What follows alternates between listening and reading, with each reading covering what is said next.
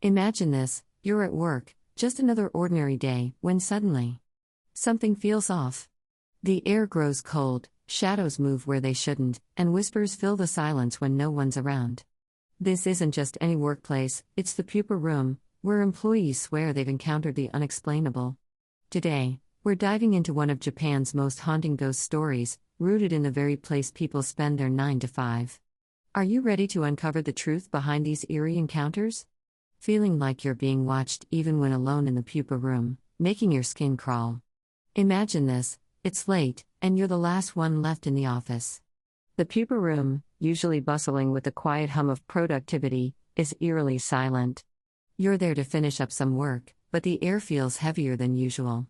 The flickering fluorescent light casts long shadows that seem to move just at the edge of your vision. You shake it off, blaming it on tired eyes. Then, the temperature drops suddenly, a cold breath on the back of your neck. You spin around, but there's no one there. Your heart races as you try to focus on your screen, but the feeling of unseen eyes boring into you won't go away. The silence is broken by a faint whisper, your name barely audible over the sound of your own breathing. You're frozen, torn between the rational thought that it's just your imagination and the primal fear that you're not alone.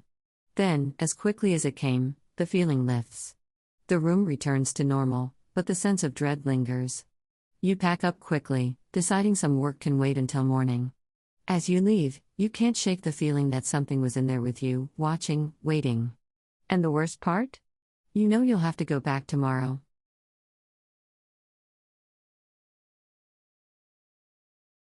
Hearing whispers calling your name when no one else is around, sending shivers down your spine. That's exactly what happened to me in the Pupa Room. It was just another late night at the office, the kind where the fluorescent lights buzz louder than the silence. I was the last one left, or so I thought. The Pupa Room, this small, cramped storage space at the end of the hallway, was where I was sent to fetch old client files. The moment I stepped in, the air felt heavier, like it was pressing down on me. Then, I heard it, a whisper, clear as day, saying my name. I spun around, but there was no one. Just rows of dusty boxes and the faint smell of something decaying. My heart raced. Maybe it was the wind? But the windows were sealed. I tried to laugh it off, telling myself I was just tired. Then it came again, this time closer, like someone was right behind me. I didn't wait to find out. I bolted out of there, not even bothering to close the door. The next day, I asked around, but no one else had heard anything. Some even joked that the room was haunted, laughing it off. But I know what I heard. And now, every time I pass by that door, I can't help but wonder. Is someone or something still calling my name?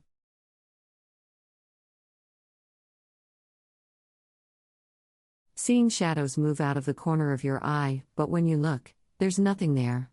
That's how it started in the Pupa Room, a small, dimly lit office space tucked away in the corner of a modern Tokyo office building. The room was named after the silkworm pupae that were once studied there, a remnant of the building's past as a research facility. Now, it's just another workspace, or so they thought.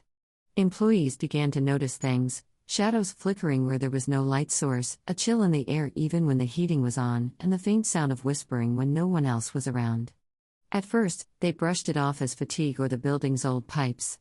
But then, one evening, as the last employee was packing up, they saw it, a shadow, darker than the rest, moving against the wall. It wasn't just a trick of the light, it had form, intention. They froze, heart pounding, as the shadow seemed to turn towards them. Then, just as suddenly as it appeared, it was gone. The employee left immediately, refusing to be the last one in the office ever again. The next day, they reported what they saw, but no one believed them. And yet, the sightings continued, each one more unsettling than the last. The Pupa Room was no longer just a workspace, it had become something else entirely. What was once dismissed as imagination became an unspoken truth among those who worked there. The shadows were watching, waiting. But for what, no one knew.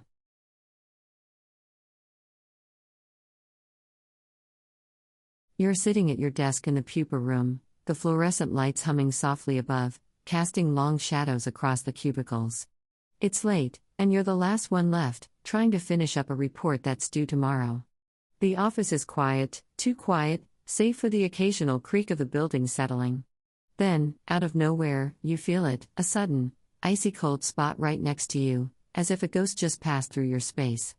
Your breath catches, your fingers freeze over the keyboard. You tell yourself it's just the air conditioning acting up, but the chill lingers, unnatural, creeping up your spine. You glance around, half expecting to see something, someone, but there's nothing. Just the empty office, the shadows stretching longer, darker. Your heart races, your palms sweat. You try to focus on your work, but the feeling of being watched is overwhelming. Then, a faint whisper, so soft you're not sure you heard it, comes from the direction of the cold spot. You bolt. Grabbing your things, you rush out, not daring to look back. The next day, you're the first to arrive, the office seemingly normal, but the memory of that cold spot, that whisper, haunts you. You never stay late again.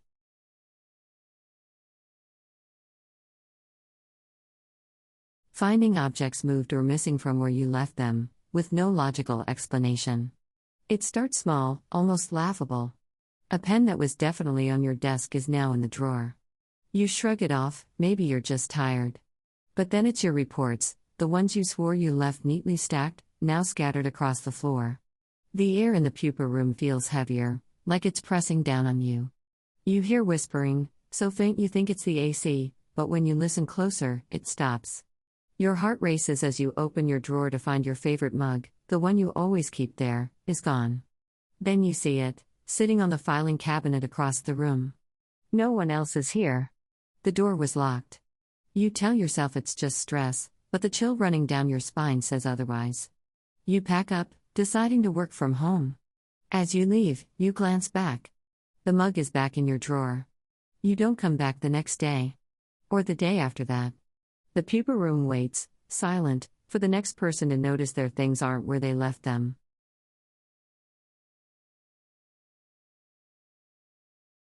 Imagine this, you're alone in the Pupa Room, the quietest part of the office, where the air feels heavier than anywhere else. The fluorescent lights flicker inconsistently, casting long shadows that seem to move just at the edge of your vision. You're here to finish a report, something mundane, but as you type, an unexplainable wave of dread washes over you. Your hands freeze above the keyboard, your breath catches in your throat. There's no reason for this fear, no sound, no movement, just the oppressive silence of the room. You try to shake it off, telling yourself it's just stress, but the feeling clings to you like a second skin. Then, the temperature drops. You can see your breath in the air, and the hairs on your arms stand on end. A whisper, so faint you're not sure you heard it, seems to come from right behind you. You turn, heart pounding, but there's nothing there. The computer screen flickers, and for a second, you see a face reflected in the glass, pale, with hollow eyes, staring right at you. You blink, and it's gone. Was it ever there? The dread doesn't leave, it grows, pressing down on your chest until you can't take it anymore. You grab your things and run, not looking back, not stopping until you're out of the building. The next day, you ask your coworkers if they've ever felt something. Off in the Pupa Room. They exchange glances, but no one answers. The room remains, silent and waiting, for the next person to experience its haunting.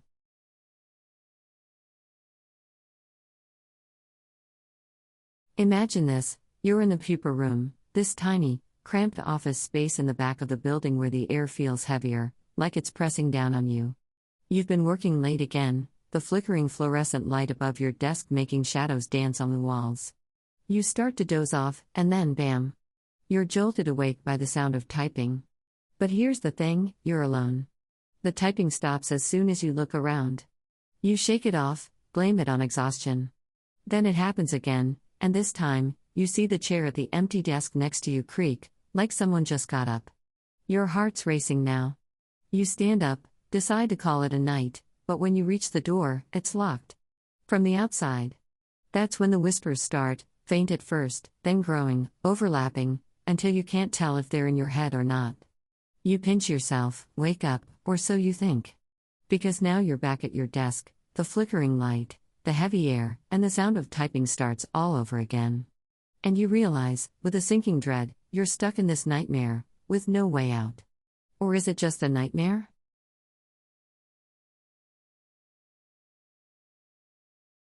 You know that feeling when you're the last one in the office, and the silence is just too loud? Yeah, that's how it starts. The Pupa Room, this old storage space turned makeshift office, has this vibe, like it's holding its breath. And then, you see it, just a shadow at first, out of the corner of your eye.